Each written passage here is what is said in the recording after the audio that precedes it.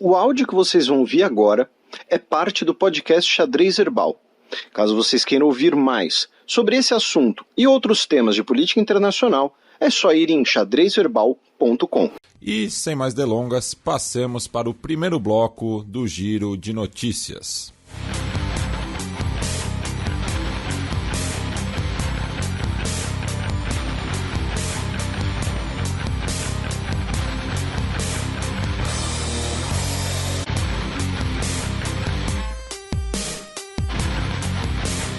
Giro de Notícias.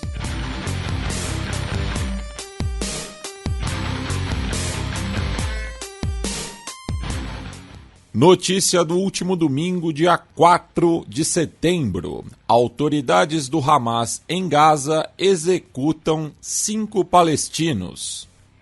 Pois é, tivemos 5 execuções, nesse caso execuções do que seriam a pena de morte, né? Lembrando que o Hamas administra a faixa de Gaza.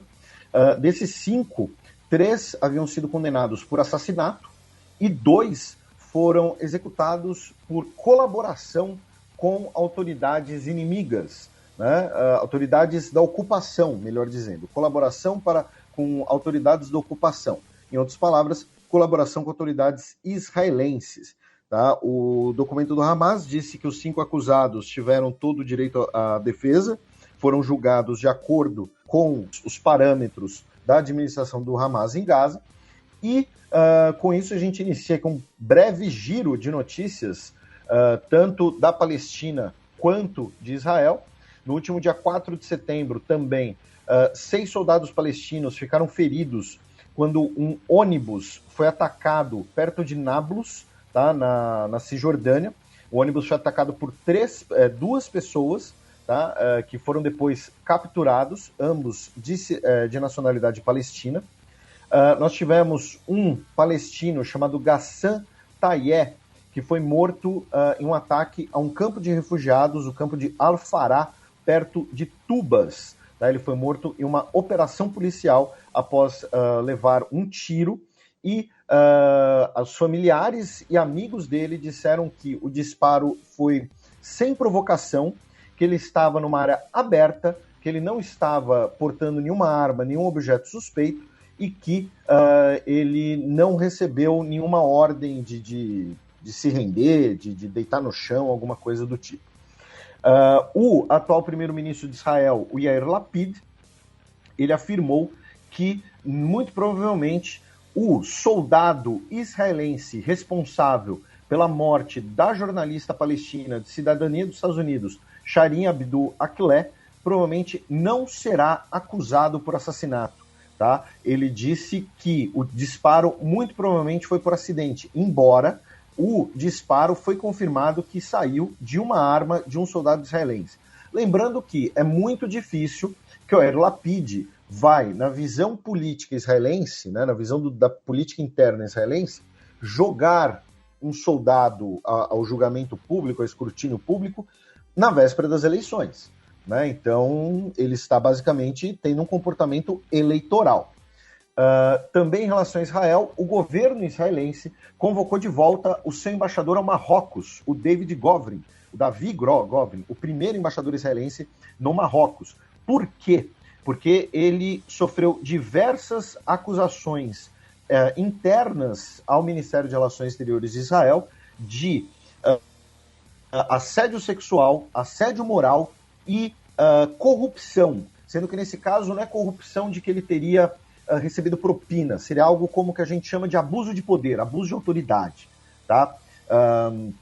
Então ele recebeu essas diversas denúncias, ele que foi embaixador de Israel no Egito, inclusive de 2016 a 2020, tá?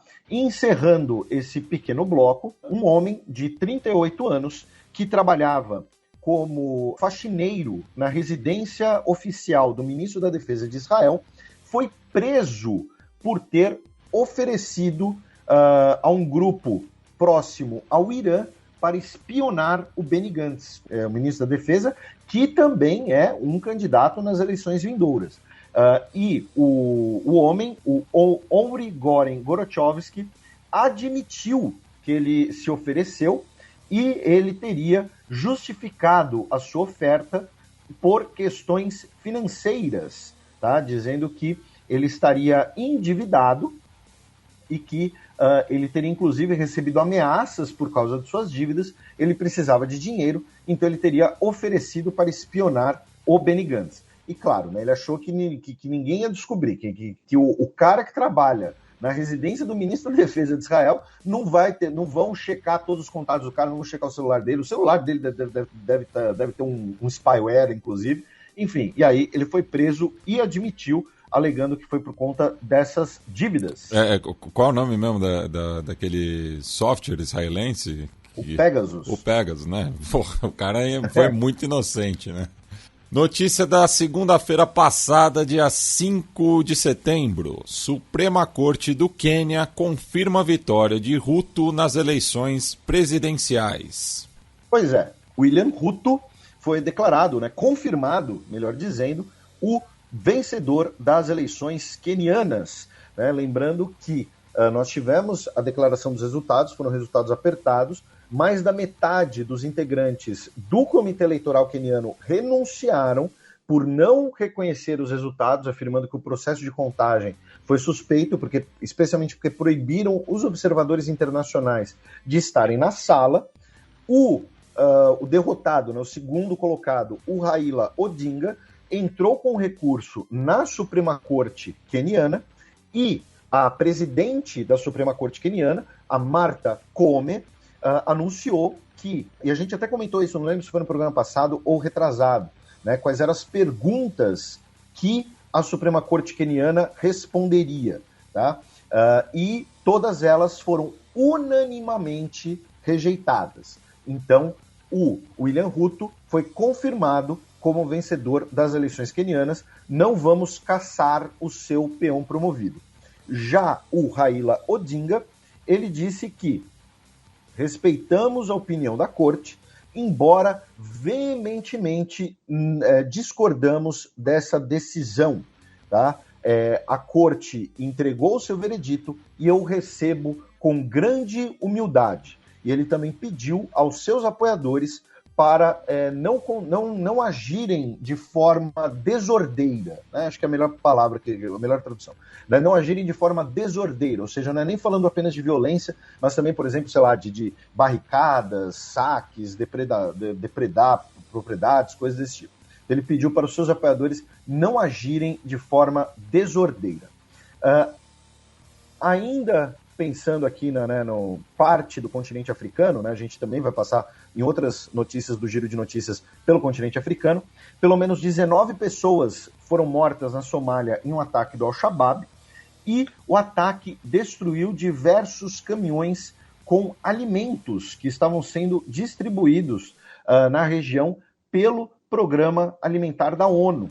Tá? E junto com isso, infelizmente, a Unicef soltou um relatório afirmando que pelo menos 700 crianças morreram em centros de nutrição na Somália, tá? Devido à desnutrição aguda, malária, cólera e também até mortes por sarampo e catapora também. Esse número é entre janeiro e julho de 2022, tá, gente? Não é um número acumulado nem nada.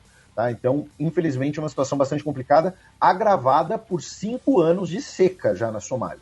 Né? Óbvio que não é apenas a seca, o Xadrez Herbal é um programa que sempre fala da África, a gente já falou muito do Al-Shabaab por aqui, falamos já do contexto somali, junto com isso que nós temos a seca. Por outro lado, no Chad, ali perto, nós tivemos as chuvas mais torrenciais em 30 anos, que deixou cerca de 70 mil pessoas desabrigadas, inclusive pessoas em regiões da capital, devido às cheias dos rios. Tá? Várias ruas da capital do Chad, inclusive, ficaram debaixo d'água. E, finalmente, o Mali libertou 3 soldados marfinenses que estavam sob custódia do Mali. Recordando o que aconteceu, né? O Mali expulsou a maior parte das forças estrangeiras que estavam agindo no país sob bandeira da ONU ou sob a missão militar francesa. No caso da missão militar da ONU, o Mali não tem como simplesmente expulsar todos sem causar uma crise política. Então, o que o Mali tem feito é interromper a rotação de tropas. Então, o soldado vai embora, o soldado que chega para substituir ele, o Mali não deixa entrar. Então, algumas semanas atrás, 49 soldados marfinenses haviam sido detidos sob a acusação de que entraram ilegalmente armados no país. Agora, 3 deles foram libertos, 46 continuam sob a custódia do Mali. Notícia da última terça-feira, dia 6 de setembro. Exército paquistanês rebate comentários difamatórios do ex-primeiro-ministro. O Imran Khan, ele tem sofrido um processo de perseguição política, sim, tá?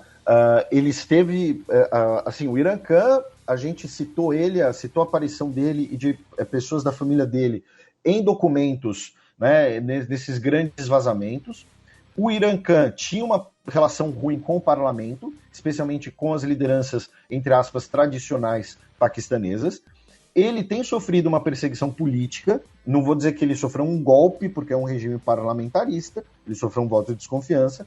Agora, ele deu provavelmente um tiro no pé, por quê? Porque nós temos um Fronteiras Invisíveis sobre história do subcontinente indiano, que a gente precisa se aprofundar mais, a gente já comentou isso aqui. E a história do Paquistão, o grande ator político da história paquistanesa são as Forças Armadas, o Exército. O Exército não é apenas um ator de Estado, ele também é um ator político. A história paquistanesa é marcada por diversos golpes militares, inclusive. E o Imran Khan, ele afirmou que o atual governo paquistanês e o Exército, estariam conspirando ali para a nomeação de um novo chefe, um novo comandante do Exército, que seria uma pessoa próxima ao governo, ou seja, não seria uma figura neutra, não seria um militar neutro, seria um militar partidário. E aí, o próprio comando do Exército rejeitou essas acusações, disse que ficaram surpresos, que elas são difamatórias, desnecessárias e que estão tentando escandalizar o processo de escolha do comandante do Exército. Não é nem o comandante do Exército, o comandante do Estado-Maior do Exército. E esses comentários não seriam no interesse nem do Paquistão, nem da instituição. Então, quando eu digo que é um tiro no pé, porque o Imran Khan tem muitos apoiadores populares. Você tem um governo tecnocrata hoje no Paquistão que não tem tanto apoio popular assim. Mas agora, muito provavelmente, ele vai ter o apoio das Forças Armadas, que, repito, esse grande ator político da história recente paquistanesa. E o Imran Khan também vai responder a mais acusações na justiça, agora sobre desacato. Desacato, assim, tirando o cara que, sei lá, que tenta bater num policial, ou, sei lá, tacar uma cadeira no juiz, desacato muitas vezes é utilizado como ali uma maneira de você silenciar alguém. Então, enfim. E, infelizmente, o Paquistão continua com diversas regiões debaixo d'água, depois daquelas chuvas torrenciais. Boa parte do território paquistanês fica no Vale do Rio Indo, 30% do território paquistanês chegou a ficar debaixo d'água, e tem uma grande preocupação agora, que é o seguinte, é o Lago Manchar, tá? Parece mancha, em português, porque ele estaria, o lago ele estaria sobrecarregado de tanta água e tem um risco do lago simplesmente, de algumas margens do lago simplesmente desmoronarem, melhor dizendo, e essa água ser então levada para outras regiões. E é um lago que fica numa região relativamente alta, tá? Ele não é, porque parece estranho, um lago, as margens dele vão colapsar. É um rio que fica numa região alta, então pode levar a mais problemas ainda em relação à chuva. Na Índia, o Rahul Gandhi, o líder do Congresso Nacional Indiano, o principal movimento secular indiano ligado à independência do país e de oposição Narendra Modi, convocou uma marcha nacional de 3.500 quilômetros para conter o ambiente de ódio e lutar por melhorias na vida do povo contra o aumento dos preços da inflação e o aumento do preço do arroz. É claro que isso também está ligado ao fato de que ele é o principal líder da oposição e o principal candidato a premier em 2024 contra o Narendra Modi. E, finalmente, no Sri Lanka, para a gente ficar no subcontinente indiano, a missão das Nações Unidas para o país afirmou que o Sri Lanka precisa reverter o seu processo rumo à militarização, né, que foi algo que a gente comentou durante o auge dos protestos, né, porque quando você dava muitos poderes, né, às Forças Armadas, usando eles como polícia para conter os protestos, uma hora isso poderia se votar contra o próprio governo, até porque você não tem um governo hoje de grande legitimidade no Sri Lanka. Você tem ali uma espécie de governo, entre aspas, de acordo nacional, pós-renúncia do Gotabaya Rajapaksa, do Gotabaya, né? O Mahinda continua sendo uma figura poderosa. Então, a ONU pediu pela reversão da militarização do país. Bem, agora a gente atravessa o Irã em direção ao Iraque, já que na quarta-feira, dia 7 de setembro, a Suprema Corte do país diz que não pode dissolver o parlamento. Basicamente, o que eles estão fazendo é salvar a própria vida, né? Tirar o deles da reta, né? Nessa grande crise institucional que está enfiado o Iraque já há alguns anos. E aí, a Suprema Corte afirmou que eles não têm a autoridade para dissolver o parlamento e forçar a convocação de novas eleições. O presidente quer novas eleições e falou, o parlamento que precisa se dissolver. Aí entraram na Suprema Corte, falando, olha, pode sim, vocês podem dissolver o parlamento? Eles falaram, não, o parlamento tem que se dissolver. O parlamento quer se dissolver? Não, mas também ele não consegue formar nenhum governo. Nisso nós temos o movimento sadrista, né, como os principais protestos nos últimos meses. Então, assim, e como eu disse, eles basicamente estão tentando tirar o deles da reta e salvar a própria vida. Porque se eles dissolvem o parlamento, aí vão ser as outras milícias, inclusive milícias pró-Irã e milícias sunitas, que vão se levantar e vão, inclusive, querer pegar eles, né? Lembrando que, como parte dos protestos sadristas, acho que foram 2 ou 3 semanas atrás, que a Suprema Corte foi cercada. Ela foi cercada pacificamente, né? Foi quando as pessoas sentam, né? O que em inglês chamam de sit-in, né? Não sei como seria a melhor tradução, né? Mas quando as pessoas sentam em volta do prédio para impedir que o prédio seja acessado, no caso, pelos juízes. Então, o que eles estão fazendo é basicamente falar, olha, a gente não pode fazer nada, não olha pra gente, tá? Por favor, deixa a gente continuar aqui de boas, né? Ainda na região, rapidamente vamos até o Iêmen, a Al-Qaeda reivindicou um ataque, tá? Contra forças Houthis, deixando cerca de 20 mortos essa semana, usando veículos e também foguetes, tá? Foguetes lançados a partir de lançadores improvisados em picapes, né? A Agência Internacional de Energia Atômica soltou uma nota essa semana dizendo que não há progresso atual nas conversas sobre acordo com o Irã e que não se pode mais garantir o caráter pacífico do programa nuclear iraniano, né, depois que o Irã anunciou o enriquecimento de urânio a partir de determinadas porcentagens. E do Irã, a gente cruza a fronteira para o Afeganistão, onde essa semana, no dia 5 de setembro, tivemos um ataque à bomba contra a embaixada russa em Cabul, que deixou 6 pessoas mortas, mais o terrorista, um ataque suicida, e 2 funcionários russos da embaixada morreram, tá? Além também de funcionários afegãos locais. Tá? É um caso raro, né? Porque mesmo pré-2011, né, você não costumava ter ataques, né, a representações diplomáticas estrangeiras, e mesmo no período da insurgência, né, como às vezes é dito, contra as tropas dos Estados Unidos, era muito raro você ter ataques em Cabul, até pelo fato de que Cabul tinha uma segurança muito maior, né? O ataque, muito provavelmente, foi realizado por integrantes locais do Daesh. O Daesh, inclusive, 2 dias depois, reivindicou a autoridade. Lembrando que o Daesh, né, o auto-intitulado Estado Islâmico, e o Talibã não são aliados. Ambos grupos são sunitas, porém eles não são aliados, especialmente dentro do Afeganistão. Passemos agora para o segundo bloco do Giro de Notícias.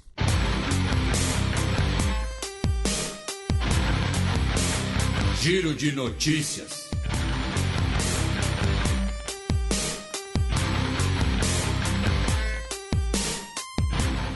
Notícia da quarta-feira, dia 7 de setembro. Acordo de mobilidade dá corpo à CPLP, diz Cabo Verde. CPLP, né, a Comunidade de Países Lusófonos, né, a Comunidade dos Países de Língua Portuguesa, né, e nesse caso o que aconteceu é que nós tivemos a presença, né, de diversos líderes lusófonos aqui no Brasil por conta do 7 de setembro, e a Juliana Miranda, da Folha de São Paulo, realizou uma entrevista com o primeiro-ministro de Cabo Verde, Ulisses Correia Silva, de 60 anos de idade. Tá?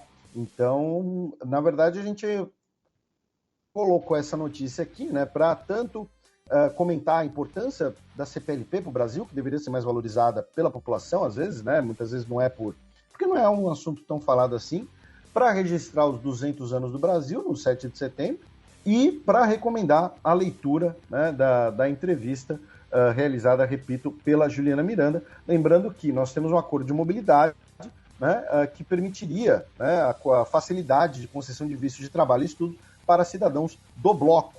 Né? Porém, o acordo já foi aprovado, porém os países ainda não elaboraram, especialmente porque Portugal, né, teme ali entre aspas, uma invasão, né, de angolanos, de moçambicanos, né, e toda a questão do colonialismo, tudo isso que a gente estava falando sobre a Rainha Elizabeth II, mas que também se aplica a Portugal.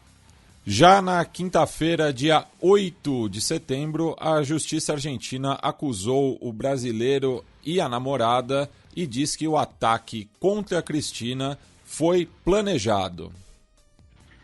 Isso, no caso, né, o brasileiro, né, o Fernando Sabag Montiel, que é um cidadão argentino de origem brasileira e simpatias neonazistas, e também colocando, né, a sua namorada, né, a Brenda Uliarte, tá, como também no planejamento do atentado, tá, e afirmando, né, como o Matias comentou, que não foi foi um caso planejado, foi um ataque premeditado. Então, ou seja, muito provavelmente vai ser enquadrado como atentado terrorista. E também em relação na Argentina, no último dia 4 de setembro, o novo ministro da Economia, né, o Sérgio Massa, que agora é o super-ministrão da Economia, ele anunciou um corte de gastos de 128 bilhões de pesos, o que dá mais ou menos 5 bilhões de reais, no orçamento público argentino, por conta do acordo com o FMI, né, para cumprir as metas do acordo entre a Argentina e o Fundo Monetário Internacional. Também ontem, quinta-feira, dia 8, o presidente do Burundi nomeia novo primeiro-ministro após denúncias de golpe de Estado. O presidente do Burundi, o Evariste Ndayishimiye, ele anunciou ali uma dança das cadeiras, incluindo uma troca do primeiro-ministro, e ele colocou o ex-ministro de Segurança, agora como primeiro-ministro, o Gervais Indarakobuka, sobre ali uma discussão de que essa mudança, na verdade, foi parte de uma pressão das Forças Armadas, né? Sendo que o novo primeiro-ministro foi o chefe da agência de inteligência do Burundi. Tá? E o parlamento aprovou o nome do cara por 113-0. Então, ou o cara sabe os podres de todo mundo ali, ou ele é um puta cara legal, extremamente querido. É óbvio que essa é a verdade. Tá? Eu não estou dizendo que ele sabe podre de ninguém. Estou dizendo que ele é um baita cara legal e que todo mundo quer ele no poder. Ali perto, em Uganda, infelizmente, tivemos diversos deslizamentos de terra nessa semana, causados por fortes chuvas, que deixaram pelo menos 15 pessoas mortas e 18 pessoas desaparecidas. E mais ao norte, em Burkina Faso, né, pelo menos 35 civis morreram em um ataque com explosivos numa estrada, muito provavelmente realizado por grupos jihadistas ao norte do país, na região do Sahel. Abaixa o volume, porque lá vem Breaking News. Tribunal angolano rejeita recurso por resultado eleitoral e oposição pede protesto. Situação contrária da do Quênia, né? A notícia de hoje, a Corte Constitucional de Angola, né, afirmou que a UNITA o recurso da UNITA contra as eleições não procedia, manteve a vitória do João Lourenço, do J-Lo, em Angola, e por conta disso, o Adalberto Costa Júnior, o líder da UNITA, o principal grupo de oposição, ele afirmou que essa decisão é ilegal, é irregular e exigimos a verdade eleitoral, tá? E pedindo para que as pessoas protestem. Por conta disso, o governo angolano colocou as suas forças militares em prontidão até o dia 20 de setembro para manter a ordem pública, tá? No termo do documento. E outra notícia de hoje, um tempo atrás, alguns dos nossos ouvintes talvez lembrem, né, que a gente falou de uma refinaria clandestina na Nigéria que explodiu, deixando várias pessoas mortas, né, inclusive. E a gente comentou, né, desse problema que ocorre na Nigéria, e foi publicado um relatório sobre a indústria petrolífera nigeriana, afirmando que o mês de agosto foi o pior mês de agosto da história dos últimos 25 anos da Nigéria na exportação de petróleo. Lembrando que a Nigéria é um grande exportador de petróleo, tá? É um país cuja economia, inclusive, conseguir moeda forte, depende do petróleo. E esse pior mês de agosto nos últimos 25 anos é derivado do roubo de petróleo, né? De grupos criminosos que roubam o petróleo, desviam ele para essas refinarias clandestinas, onde teve o acidente. Então, teve o pior mês de agosto na exportação de petróleo dos últimos 25 anos da Nigéria.